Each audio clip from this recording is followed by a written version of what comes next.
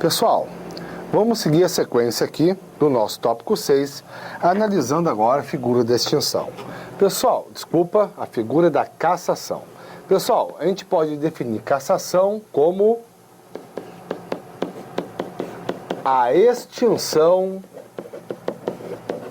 do ato administrativo em virtude do descumprimento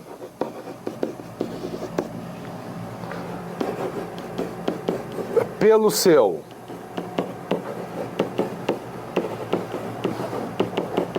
beneficiário das condições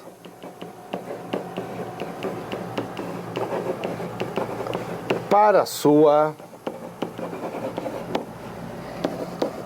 manutenção em vigor.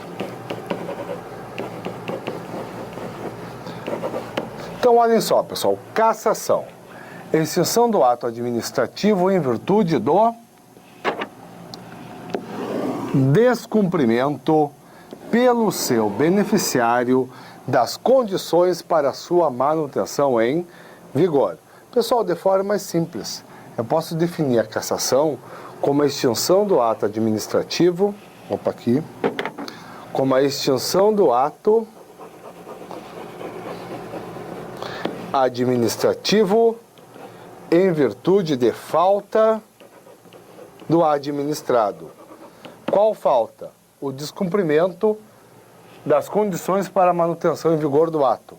De qual administrado? Do beneficiário do ato. Então vejam só, pessoal, com um exemplo bem simples, a gente define consegue explicitar melhor o conceito e definir as características da cassação. Vamos pensar aqui. Eu obtive uma carteira de habilitação tipo C e com isso me dirigi à prefeitura aqui de Recife e pedi uma permissão para a instalação de um ponto de táxi em certa localização da cidade. Tudo bem, a prefeitura autoriza, concorda com a minha pretensão e expede o ato de permissão, condicionando a sua manutenção em vigor a duas condições. Primeiro, que eu utilize um carro na prestação de serviço no máximo 2 anos. E depois, que eu efetue um pagamento mensal de R$300. Que isso, pessoal? São as duas condições para a manutenção em vigor do ato de permissão. Vamos dizer que em certo mês eu não efetuei o pagamento de R$300. O que eu fiz? Eu descumpri uma das condições para a manutenção em vigor do ato. É caso de cassação. Pois bem, pessoal, a partir desse exemplo bem simples aqui, a gente pode definir, especificar as características da cassação. Olhem só, pessoal. Posso dizer isso aqui da cassação. Cassação incide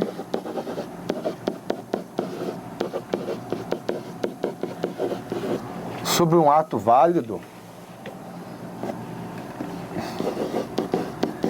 decorrendo de ilegalidade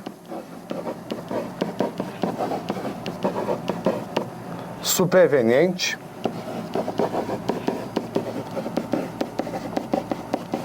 ou são coisas contraditórias. Primeiro eu falar em validade, depois eu falar logo a seguir em ilegalidade.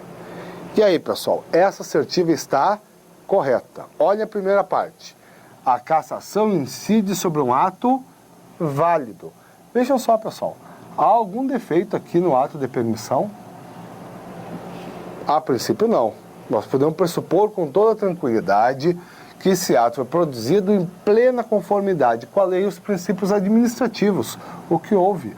O que houve foi o descumprimento pelo administrado de uma das condições estipuladas por um ato válido. Esse descumprimento, pessoal, é a ilegalidade. a ilegalidade que ocorreu após a produção do ato administrativo. Então vejam só, incide sobre um ato válido, não há nenhum defeito no próprio ato de permissão, mas decorre de uma ilegalidade superveniente. Que ilegalidade, pessoal? Ora, o descumprimento pelo administrado das condições estipuladas no ato. Porque o que está fazendo a administração? Ela está criando por ato próprio essas condições? Claro que não, né, pessoal? Ela está aplicando as condições previstas em lei. Logo, se o administrado descumpre as condições, evidentemente, ele atua de forma ilegal. E essa ilegalidade é superveniente. Ou seja, ela ocorre após a produção do ato administrativo. Estava aqui a permissão já em vigor, eficaz há 3, 4, 5, 6, 7 meses, e vai lá o administrado, determinado mês, falta com pagamento, descumpre uma das condições. Eis aí a ilegalidade superveniente. Isso é importante porque, pessoal, as bancas gostam de explorar, dizendo que a anulação decorre de ilegalidade originária, que ela já está presente no próprio ato administrativo. E que a cassação, ao contrário, decorre de ilegalidade superveniente, não no próprio ato, mas em virtude da falta do administrado. Pois bem, pessoal, a partir daqui, vamos definir as demais características da cassação. Vejam só, pessoal, e na verdade, tudo decorre do quê? Disso aqui. De eu dizer que ela recai sobre um ato válido. Olhem só, pessoal. A cassação representa exercício de competência vinculada ou discricionária. E aí, pessoal? Falando de outra forma, perante a falta do administrado, a administração está obrigada a cassar o ato? Ou não? Olha só, pessoal, vamos forçar aqui um pouquinho o exemplo. O administrado aqui já é permissionário há 20 anos. E aí um mês ele se aperta lá, sofre um infortúnio qualquer e não consegue efetuar o pagamento de R$300. Será que realmente a administração está obrigada a retirar-lhe a condição de permissionário? Ou pode manter o administrado como concessionário e aplicar outras penalidades, pessoal? Que no caso seria basicamente o pagamento desse valor acrescido de multa e juros. E aí, pessoal? Vejam só. A opinião largamente predominante é o quê, pessoal? É que a administração, como o ato é válido, a administração perante a falta vai analisar se é mais conveniente e oportuno cassar o ato, extingui-lo ou manter em vigor o ato e aplicar ao administrado outras penalidades. Por quê? Porque isso a gente estuda dentro do poder disciplinar perante uma falta da administração, perante uma falta do administrado, de um agente público, a administração está obrigada a aplicar alguma sanção, mas ela pode ter uma margem de liberdade para definir qual será esta sanção. No caso, pessoal, a gente aplica isso aqui, dizendo que a cassação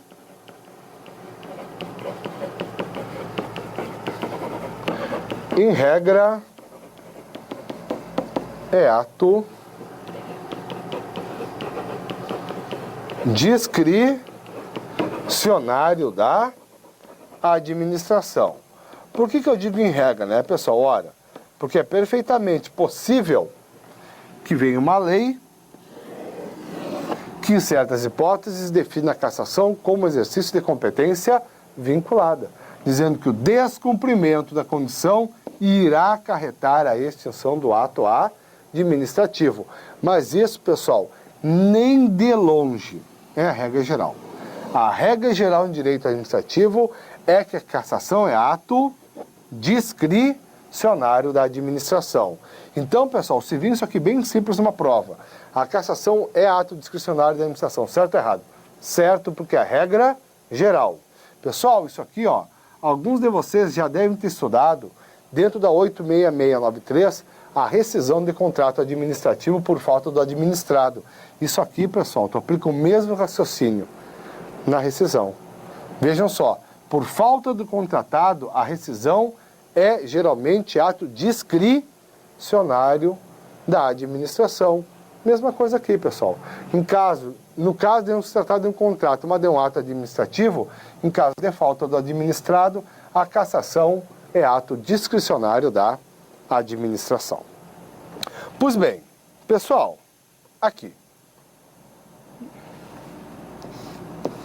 Como eu falei para vocês no início do tópico 6, em regra, a gente não vai trabalhar o que pode, o que deixa de poder o Poder Judiciário com relação à administração. Só aqui na cassação eu acho que vale a pena frisar. Pessoal, vejam só, o Judiciário pode ou não cassar o ato da administração. Porque essa palavra cassação é uma palavra forte. Ela indica o quê? Que alguma coisa está errada.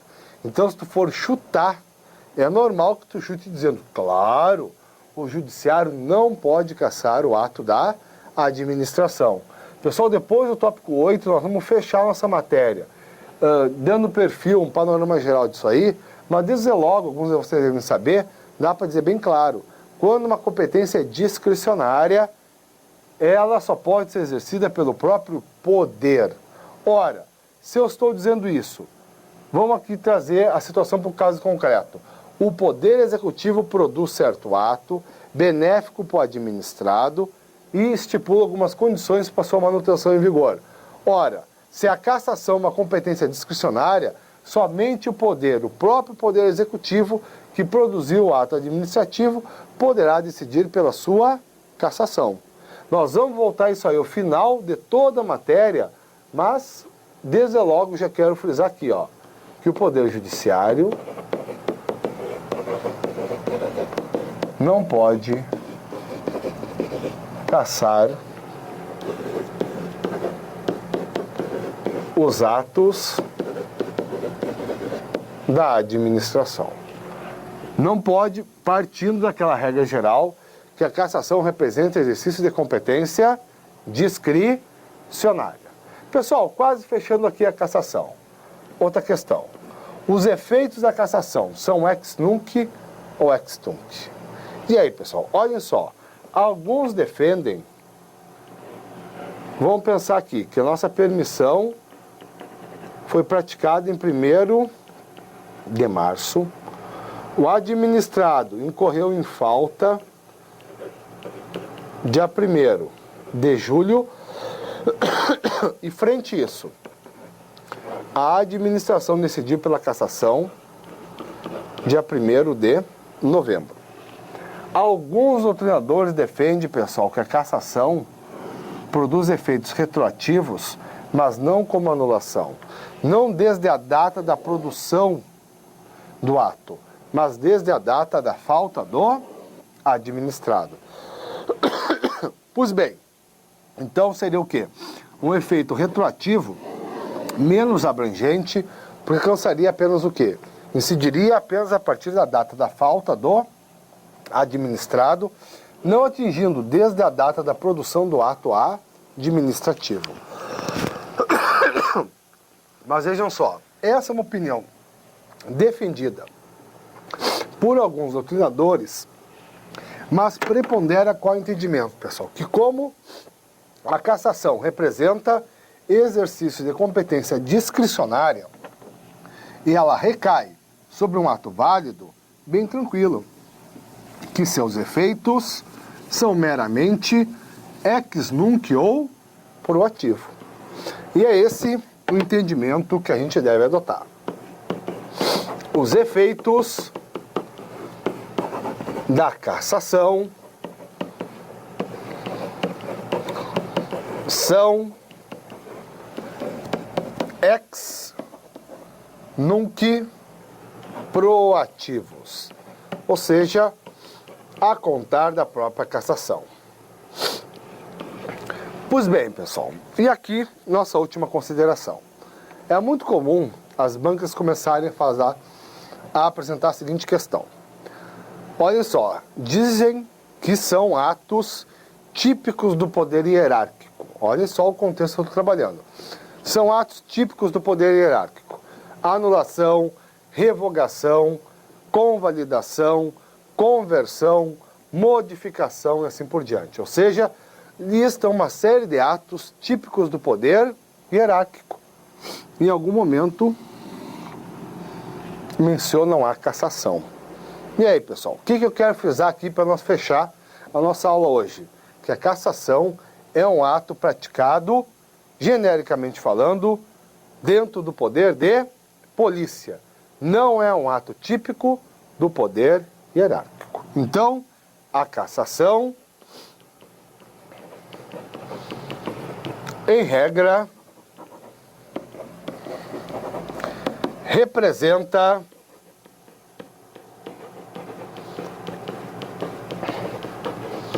exercício do poder de polícia. E quem quiser completar, não representa, não é ato típico, não é ato produzido no contexto do poder hierárquico.